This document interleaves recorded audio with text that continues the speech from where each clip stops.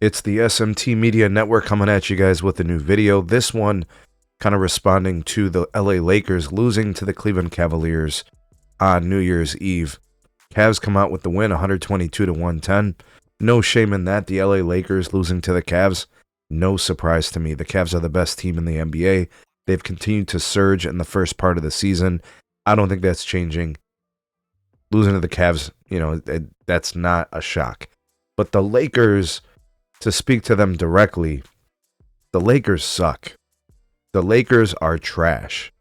I'm going to tell you guys why and how they lost to the Cleveland Cavaliers last night, who, in my opinion, didn't even play all that great. They played decent, but the Lakers lost by double digits, and the Cavs really didn't have a great game. All right, so let's take a look at some of the numbers from last night's game to see if we can make some sense of this. All right, so from a field goal percentage standpoint, the Cavs shot a little bit better. They shot much better from three-point compared to the Lakers. Free throws, not really a big discrepancy there. The rebounding edge goes to the Cavaliers. A couple more offensive boards. Total rebounds went to the Cavs. Assists, the Cavs, obviously, they just move the ball better. Their team plays a true offensive philosophy that involves multiple players, involves ball movement and selflessness and sharing the ball. The Lakers don't really play that much of a sophisticated offense.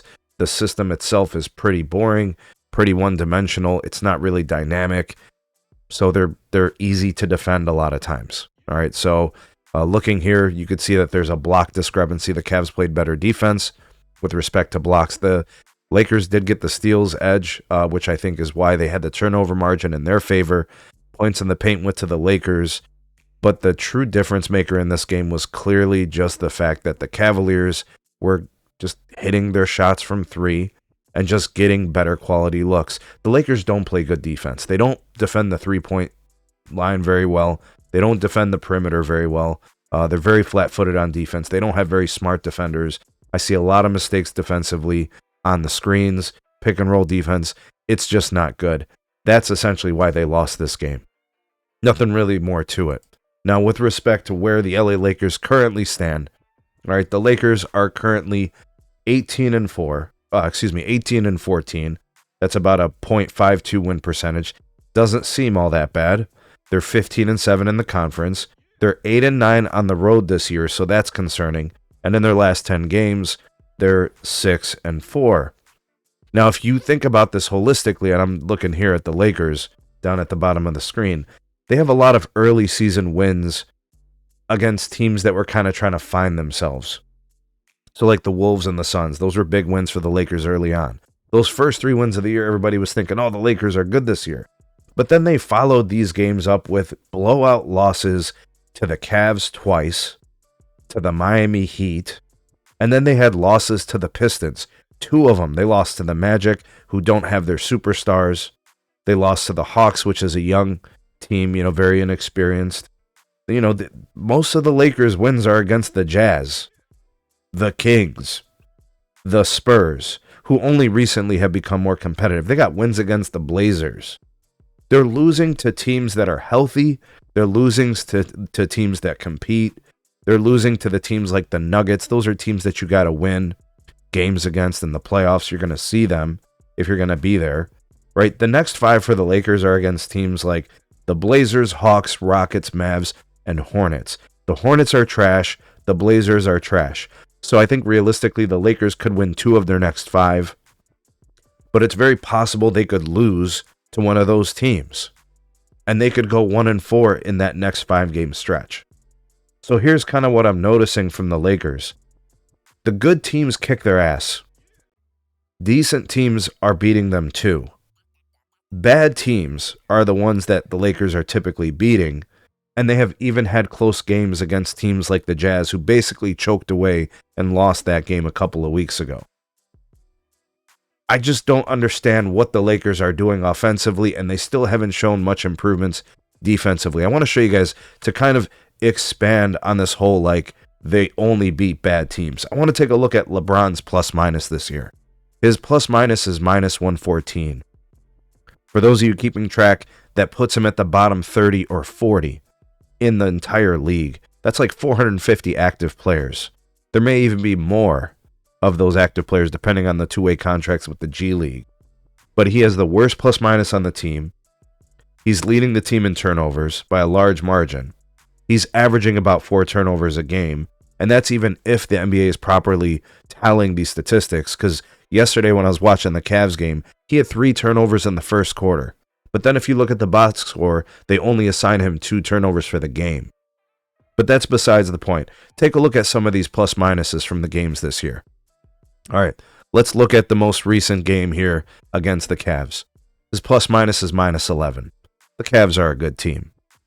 Against Golden State, he was +4, so that's not bad. -1 against the Pistons. Now take a look at the Kings, who are a bad team. +10, +13. Against Memphis, 0. Memphis is a team that is getting hot right now. Against the Hawks, +3. Look at against Miami and Minnesota, 2 good teams. -21, -28. 0 against the Jazz, who are a bum team. -12 against the Thunder. +4 to the Spurs, who at the time when they were playing the Spurs, they weren't very good. They've recently started to play better ball. -30 against the Suns. -25 against the Nuggets. Teams with good players, teams with difficult matchups, give LeBron difficulty. -8 against the Magic, who don't even have their star players. -5 against the Jazz. I mean, who even plays on that team that's worth mentioning that LeBron should be struggling against? Against the Pelicans, +1. This is an awful plus-minus sheet. Look, -21 to the Grizz, -16 to the Pistons, -17 to the Cavs. Okay, so he's got 2 good plus-minus games, and both of them are against the Raptors. +13, +11, and +13. He's only good against bad teams. The Lakers are only good against bad teams. They're going to be exposed against good teams the rest of the year. They're a bad defensive team. Part of that is on LeBron because he can't sustainably play defense for the entire time he's on the floor. He gets lazy. He starts drifting. He tries to cheat a little bit, right? He's not really on his assignment. Guys are running around. He's not willing to chase them. They're trying to hide him in zones. There's all these things going on. But the real issue here is the Lakers suck. LeBron's not playing very good. He's not an agent of winning anymore at this point in his career. The Lakers' defense is so bad, it's starting to look like AD can't even play good fundamental defense. The coaching is atrocious. JJ Redick can't get these guys right. They're not really improving. In fact, in a lot of ways, they're regressing. The Lakers are going to have a bad rest of the year. They are, in my opinion, an edge play-in team that is going to get exposed every time they play good, healthy, competitive teams in the NBA. The Lakers suck. Their coach sucks. Their aging star cannot contribute to winning. And if AD gets injured at any point during the year and misses games, this team could lose 8 to 10 games in a row. They suck.